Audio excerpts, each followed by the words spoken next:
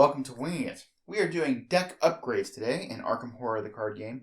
This is Mandy and Tony in my Dream Eaters campaign on the other side of Luke and Tommy. They are on the Waking side, and they're going into Point of No Return with 7 XP to spend. So I've gotten the basics down with Mandy. I've got her basic build going, and obviously really strong. They had a really good showing in the last scenario. So now I'm going to start getting her fun cards, and what could be more fun than No Stone Unturned level 5? Yeah, it's a really fun card. Just fast. You don't need to take an action. Seek. She can find 2 cards. You can sort your deck for 2 cards.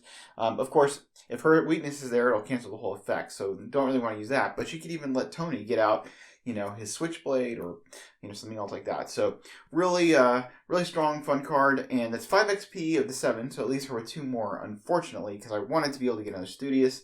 But we're still going to take it. So obviously we're upgrading one of our level 0 No Stone Unturned. So with 2 XP to spend, I wanted to give this card a try. It's new, and I'm not actually really super enthused about it, but I'm going to try it anyway because, you got to try cards out and see how they go. So this is Surprising Find. It's Myriad. You can take 3 of these, and they're research cards, just like the Astounding Revelation or her signature. And this time when you find one, you put it into play, and then you commit it for the wild icon to the next test, and if you succeed that test, then you get to draw a card. So gives some more card draw, thins out her deck a little bit.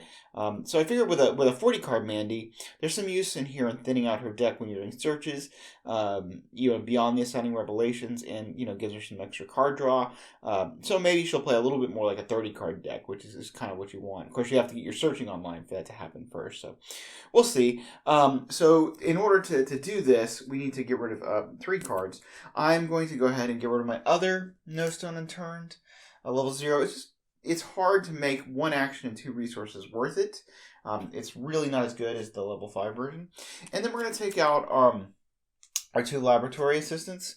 I just am always, I was worried. I ran 6 allies in this deck because I was concerned about not being able to find allies quickly enough.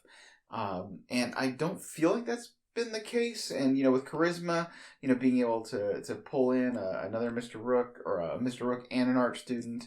I don't know. I feel like I've always been able to hit the cards that I'm looking for.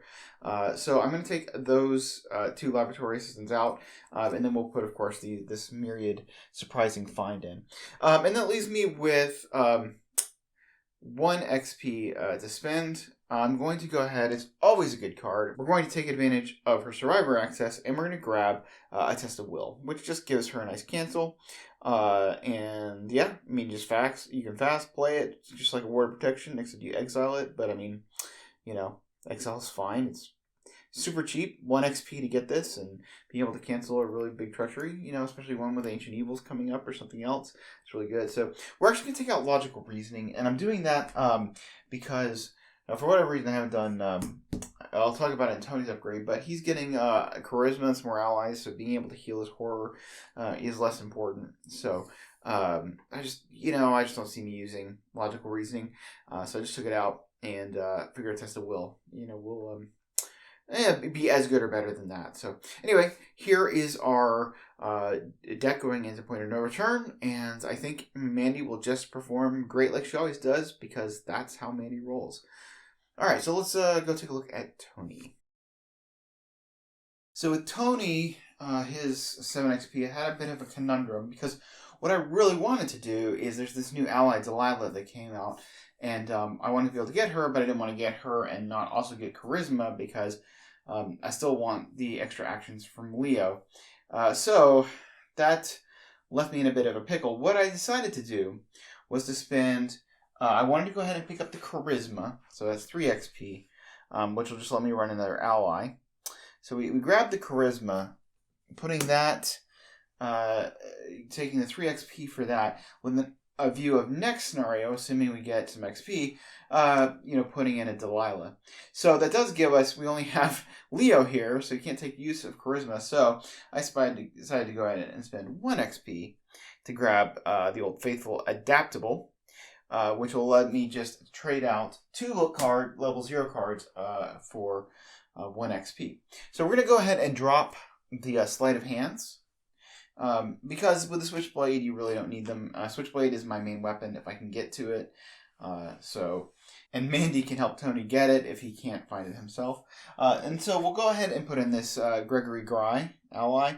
He has 9 resources, and then, basically you're gambling whenever you take a test with him. You can just say how many you want to gamble, and if you succeed by that many, you get those. Pretty easy for him to take advantage of that. But more than anything, it's just having this nice, having that nice horror soak is something that, he can use. But eventually the idea is to take these and upgrade them into the Delilahs. So that is 4 of our 7 XP. We have 3 XP left over. High Roller is always something that I'm interested in. We'll have resources to put into it. Lets him boost any of his skills by 2 just by spending resources, which he should have plenty. This is with Gregory, we got more money, and he doesn't have a lot of expensive things other than Leo DeLuca. So yeah, he should have enough to be able to run High Roller, and High Roller actually saves you money as long as you pass your tests in the long run. So for High Roller, we're gonna go and take out Dynamite Blast, just because I don't think there's any reason to really keep it in the deck. I was thinking I would Dynamite Blast some Myriad stuff, but it just hasn't really come up, and it's fine. I don't really need it. Tony's pretty good at just slicing and dicing things on his own without chucking dynamite. And then for our last XP, we're going to go ahead and just upgrade one of our Leos. It makes it just a little bit easier to get things going, especially if you pull him in the beginning. It just is less of a tempo hit. I like to upgrade Leo when I can. Just that cheaper resource cost can come in handy for all your good setup needs. So that's where we're at. Again, I'm hoping to get at least 6 XP at a point of no return so that we can upgrade our Delilahs, which I think will be very useful. So anyway, that's where we are. Let's go play Point of No Return.